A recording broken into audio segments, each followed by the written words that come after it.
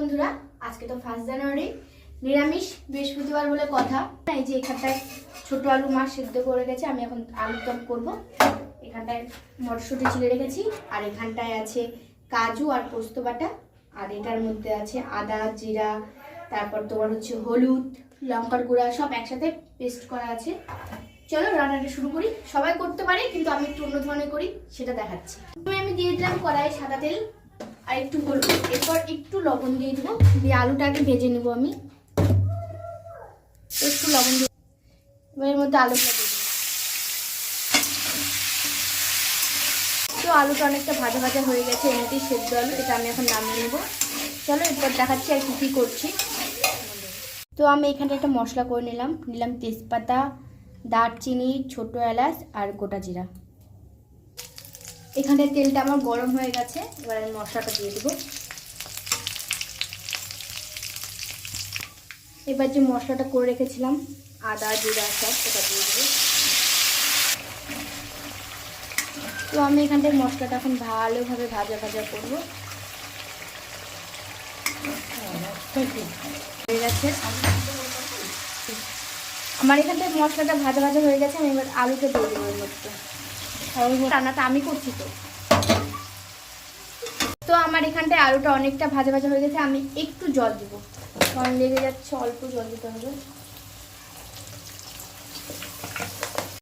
এবার যে কাজু আর পোস্তর আমি পেস্টটা করে রেখেছিলাম, এটা দিয়ে দেবো।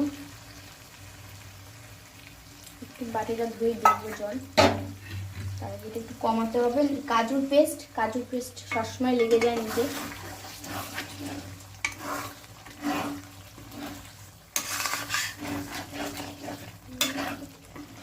লাল করে হয়ে গেল।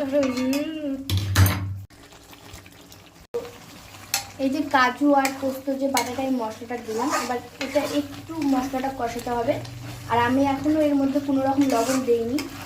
যখন কষে যাবে জল দেবো, তখন আমি আলু লবণটা দিয়ে দেবো। তো আমার এখানটায় মশলাটা অনেকটা ভাজা ভাজা হয়ে গেছে, তো আমি এখানটায় মটরশুঁটি দিয়ে দেবো। মটরশুঁটির পরিমাণটা আজকে খুব অল্প।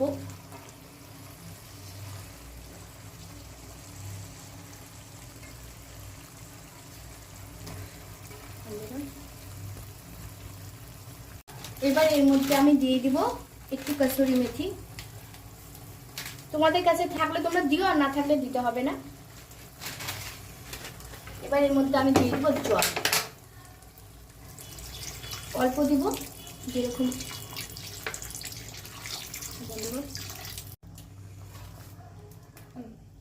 আমি শুধু একটা লঙ্কা আগে ফাটাই দিব, বেশি ফাটাই দিব না, আর বাদ বাকি সব গোটা।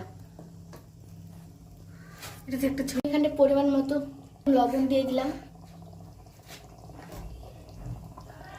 নামানোর আগে আরেকবার দেখে নিব লাগবে কিনা।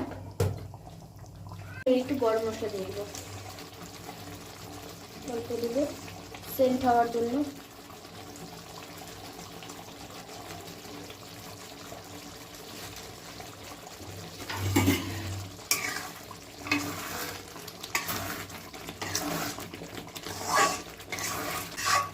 একটু গ্রেভি না থাকলে খাওয়া যাবে না। এই ভিডিওটা এখান থেকে শেষ করলাম। ভালো লাগলে অবশ্যই একটা লাইক কমেন্ট করে দিও। এরপর দেখাচ্ছি আমরা কি আর করছি। এই ভিডিও এখান থেকে শেষ করলাম, রান্নার ভিডিওটা।